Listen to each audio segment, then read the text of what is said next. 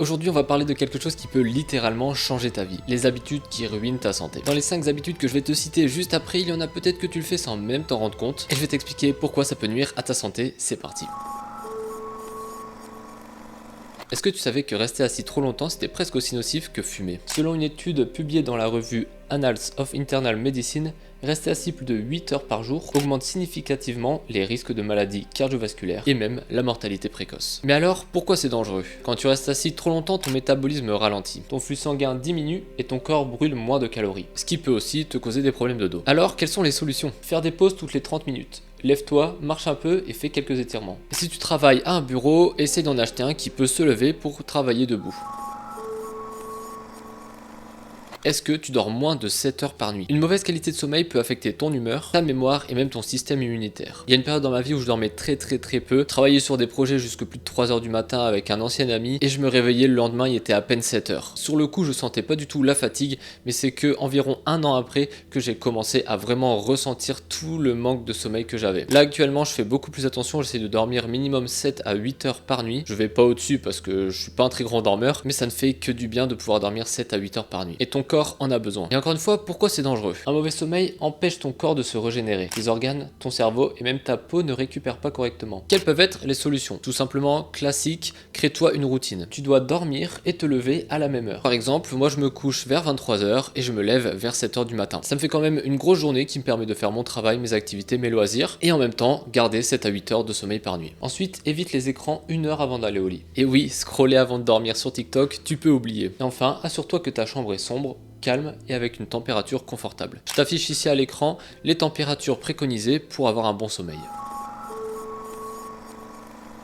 Est-ce que tu savais que le sucre était l'une des plus grandes drogues? Et oui, le sucre est littéralement partout. Et en manger trop peut vraiment détruire ta santé. Selon une étude de l'OMS, une consommation excessive de sucre est liée à des maladies comme le diabète de type 2, les caries dentaires et les maladies cardiaques. Pourquoi le sucre est-il autant dangereux? Parce qu'il provoque des pics d'insuline, ce qui peut fatiguer ton pancréas. Et en plus, il crée une addiction qui te pousse à en consommer plus. Quelles sont les solutions? Essaye de limiter les produits transformés, du coup lis bien les étiquettes sur les produits que tu achètes. Ensuite, remplace les sodas, les jus de fruits industriels, etc.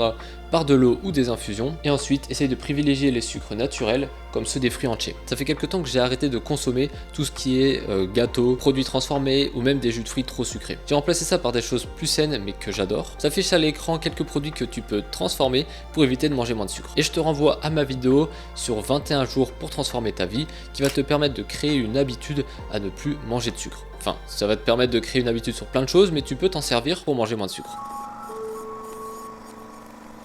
Beaucoup de gens ne boivent pas assez d'eau et ça peut avoir un impact sur ta santé. D'après une étude, être déshydraté peut affecter ton niveau d'énergie, ta concentration et même tes performances physiques. Ton corps il a besoin d'eau pour fonctionner correctement, pour digérer, éliminer des toxines et réguler ta température. Il est conseillé de boire entre 1,5 et 2 litres d'eau par jour. Alors fais attention parce que boire trop d'eau par contre ça peut être mauvais. N'hésite pas à en parler à ton médecin. Les chiffres que je t'ai cités là, c'est des chiffres qu'on peut retrouver globalement sur internet et d'après des études, mais ce que je te conseille c'est vraiment d'en parler à ton médecin. Je ne suis pas spécialiste du tout là-dedans, mais moi personnellement dans ma journée c'est ce que j'arrive à faire. Deuxième chose aussi que je fais, c'est que j'ai toujours une bouteille d'eau à portée de main, que ce soit à côté de mon lit, comme ça dès que je me réveille je bois directement de l'eau, à côté de mon bureau, pareil dès que j'ai soif, et surtout au sport. Pendant les repas c'est pareil, que de l'eau, que ce soit au petit déjeuner, le midi ou le soir, et même au goûter c'est que de l'eau. Est-ce que tu passes des heures à scroller sur ton téléphone et les réseaux sociaux? Selon une étude, une utilisation excessive des réseaux sociaux peut provoquer de l'anxiété, une mauvaise estime de toi et même des troubles du sommeil. Le scroll constant sollicite ton cerveau en permanence, ce qui peut augmenter ton stress et perturber ta concentration. Et en plus, ça bouffe ton temps sans que tu t'en rendes compte. Je te renvoie ma vidéo qui parle justement de pourquoi tu dois arrêter les réseaux sociaux. Ça a pratiquement que des effets négatifs sur toi. Personnellement, j'ai réussi à les arrêter. Je les utilise seulement pour publier ou faire de la prospection. Ce que tu peux faire pour commencer, c'est te fixer des limites que tu peux intégrer dans tes applications. Tu peux aussi remplacer ce temps d'écran par autre chose. Par exemple, dès que tu as envie de scroller, tu vas aller faire du sport, tu vas aller lire, tu vas te faire une petite partie de jeux vidéo. Et le plus important, c'est d'établir des moments sans écran. Et voilà, on vient de voir 5 habitudes qui peuvent vraiment ruiner ta santé. Je pense faire une deuxième vidéo là-dessus, dis-moi si ça t'intéresse. Si jamais tu as d'autres idées, dis-le en commentaire. Je te remercie d'avoir suivi la vidéo, j'espère surtout qu'elle va t'aider. On se retrouve bientôt pour la prochaine. Salut tout le monde.